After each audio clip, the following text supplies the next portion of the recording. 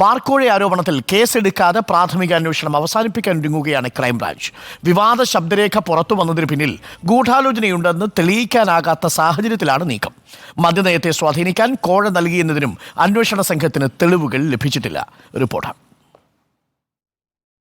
ആളിക്കത്തിയതുപോലെ തന്നെ കെട്ടിറങ്ങുകയാണ് രണ്ടാം ബാർക്കോഴ വിവാദം. എക്സൈസ് മന്ത്രിയുടെ പരാതിയിൽ പ്രാഥമിക അന്വേഷണം നടത്തുന്ന ക്രൈംബ്രാഞ്ചിന് ആരോപണങ്ങളെ സാധൂകരിക്കുന്ന തെളിവുകളൊന്നും ലഭിച്ചിട്ടില്ല. കോഴ നൽകാൻ പണപ്പിരിവ് നടന്നുവെന്നതിന് സാക്ഷിമൊഴികളോ തെളിവുകളോ ഇല്ല. അനിമോന്റെ ശബ്ദരേഖയ്ക്ക് പിന്നിലും അത് പുറത്തു വന്നതിലും രാഷ്ട്രീയ താൽപ്പര്യമോ ഗൂഢാലോചനയോ ഇല്ലെന്നാണ് അന്വേഷണ സംഘത്തിന്റെ വിലയിരുത്തൽ. മൊഴി നൽകിയ ബാറുടമകൾ ആരും അത്തരം ആരോപണം ഉന്നയിക്കുകയോ തെളിവുകൾ നൽകുകയോ ചെയ്തിട്ടില്ല. കേസെടുക്കാൻ തക്ക വിധത്തിൽ മൊഴികളൊന്നും ലഭിച്ചിട്ടില്ലാത്ത സാഹചര്യത്തിൽ പ്രാഥമിക അന്വേഷണ റിപ്പോർട്ട് വൈകാതെ സമർപ്പിക്കാനാണ് ക്രൈംബ്രാഞ്ച് നീക്കം. ബാറുടമകളുടെ അസോസിയേഷന്റെ ബാങ്ക് അക്കൗണ്ട് വിവരങ്ങൾ ക്രൈംബ്രാഞ്ച് തേടിയിട്ടുണ്ട്. അസോസിയേഷന്റെ ആസ്ഥാന മന്ദിരത്തിന് പണപ്പിരിവ് നടന്നുവെന്ന വാദം എത്രത്തോളം ശരിയാണെന്ന് പരിശോധിക്കാനാണ് വിവരങ്ങൾ തേടിയിരിക്കുന്നത്. അക്കൗണ്ടിലെ ഇടപാടുകൾ കൂടി പരിശോധിച്ച ശേഷമാകും അന്വേഷണ സംഘം റിപ്പോർട്ട് ക്രൈംബ്രാഞ്ച് മേധാവിക്ക് കൈമാറുക. കോഴയാരോപണത്തിനും ഗൂഢാലോചനാവാദത്തിനും കടമ്പില്ലെന്ന് ചൂണ്ടിക്കാട്ടിയാകും റിപ്പോർട്ട് സമർപ്പിക്കുക. റിപ്പോർട്ട് തിരുവനന്തപുരം. കൂടുതൽ വിവരങ്ങളുമായി അല്ലമീൻ നമുക്കൊപ്പം ചേരുന്നുണ്ട്. Allameen, very good morning. അങ്ങനെ ബാർക്കോഴ വിവാദം ആവിയായോ? Good morning. Good morning.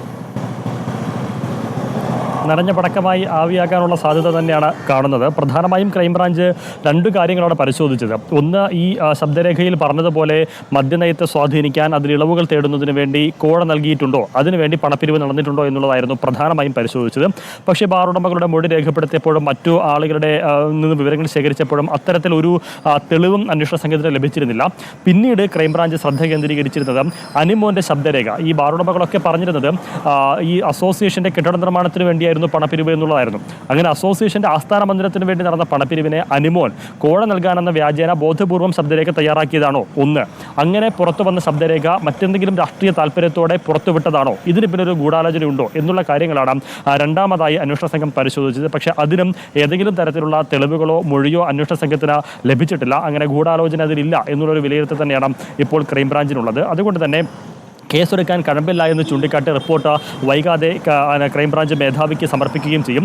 നിലവിൽ ഈ ബാറുടമ അസോസിയേഷന്റെ ബാങ്ക് അക്കൗണ്ട് വിവരങ്ങൾ ആവശ്യപ്പെട്ടിട്ടുണ്ട് ക്രൈംബ്രാഞ്ച് അന്വേഷണ ഉദ്യോഗസ്ഥർ. അത് ഈ പറഞ്ഞ അസോസിയേഷന്റെ ആസ്ഥാന മന്ദിര നിർമ്മാണവുമായി ബന്ധപ്പെട്ട് പണപ്പിരിവ് നടന്നിട്ടുണ്ട് എന്ന് നേതാക്കൾ ഒന്നടങ്കം പറയുന്നുണ്ട്. അതിന്റെ ട്രാൻസാക്ഷൻ നോക്കി ആ ഇടപാടുകൾ വിലയിരുത്തിയതിനു ശേഷം അത് ശരിയാണോ, അതിനപ്പുറത്തേക്ക് ഏതെങ്കിലും തരത്തിലുള്ള കോഴ ആരോപണത്തിൽ കടമ്പുണ്ടോ എന്നുകൂടി പരിശോധിച്ചതിന് ശേഷമാകും അന്തിമ റിപ്പോർട്ട് കൈമാറുക. വൈകാതെ തന്നെ ക്രൈംബ്രാഞ്ച് മേധാവിക്ക് കൈമാറുകയും ചെയ്യും. ഒരു പക്ഷേ ആദ്യം നിർദ്ദേശം നൽകിയിരുന്നത് ഈ 10-ാം തീയതി നിയമസഭാ സമ്മേളനം ചേരുകയാണ്. അതിനു മുൻപ് റിപ്പോർട്ട് സമർപ്പിക്കണമെന്നുള്ളതായിരുന്നു ആവശ്യം. പക്ഷേ ഈ അതിനു മുൻപ് റിപ്പോർട്ട് സമർപ്പിക്കുക പ്രായോഗികമാണോ എന്ന കാര്യത്തിൽ സംശയമുണ്ട്. പക്ഷേ ഏതായാലും അധികം വൈകാതെ തന്നെ റിപ്പോർട്ട് സമർപ്പിക്കും. അത് പ്രാഥമിക അന്വേഷണത്തിൽ ഈ പറഞ്ഞ ഗൂഢാലോചനാവാദത്തിനും അതുപോലെ തന്നെ കോഴ എന്ന ആരോപണത്തിനും കടമ്പില്ല എന്ന് ചൂണ്ടിക്കാട്ടിയായിരിക്കും ക്രൈംബ്രാഞ്ച് റിപ്പോർട്ട് സമർപ്പിക്കുക. Arunkumar. Okay, thank you Allameen. അല്ലമീനാണ് വിവരങ്ങൾ നൽകിയത്. അപ്പോൾ ക്രൈംബ്രാഞ്ച് അന്വേഷണം കോഴ വിവാദത്തിൽ ആവിയായി തീരാൻ പോവുകയാണ്.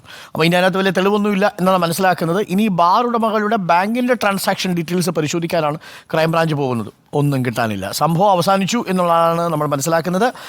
അതിൽ ശബ്ദരേഖ പുറത്തുവിട്ടയാൾ തന്നെ അതിൽ ഡിസോൺ ചെയ്തിട്ടുണ്ട്. ബാക്കിയുള്ള ആളുകളും അതിൽ കാര്യമായി അന്വേഷണത്തോട് സഹകരിച്ചിട്ടില്ല. അപ്പോൾ ഇനി ആ വിഷയത്തിൽ ഒരു തുമ്പില്ല. അടഞ്ഞ അധ്യായമായി മാറിക്കഴിഞ്ഞിരിക്കുന്നു ബാർക്കോഴ.